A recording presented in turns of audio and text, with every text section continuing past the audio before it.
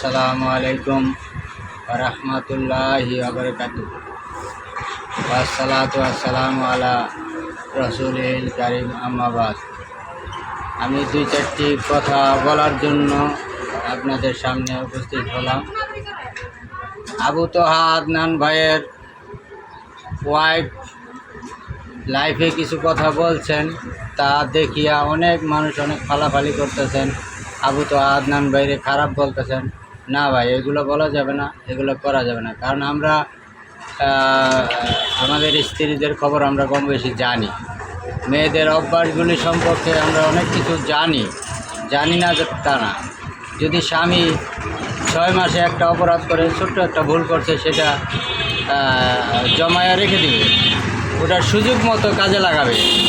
ওই সারা জীবনে 10 বছর 12 বছরে যদি সে 10টা ভুলও করে, 10টা ভুল একত্রিত করে তার জীবনটা মনে হয় যেন ভুল আর ভুল আর ভুল।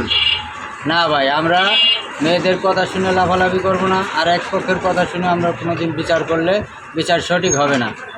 তাহলে আবু তোহা আদনান ভাইয়ের স্ত্রী এর আগেও 2টা বিয়ে করছে, আমরা জানি। তার যে গত স্বামী, সাবেক স্বামী, তাদের কথাও শুনছি। আসলে পর্দা করলেই মুমিন হয় না, পর্দার ভিতরে দেখতে হবে সে মুমিন না শয়তান। তো আমরা তো আবু তোহা আদনান ভাইয়ের স্ত্রীকে শয়তান বলছি না, একটা উপমা দিলাম আর কি। কিন্তু বলতে চাই, মানে ওই তার ওয়াইফের কথা শুনে তাকে মন্দ ছন্দ বলা, এগুলো মোটেও ঠিক না। এটা আমরা করবো না, কারণ আমরাও পুরুষ। হ্যাঁ, আমরা জানি সব কিছু। তো ধন্যবাদ সবাইকে।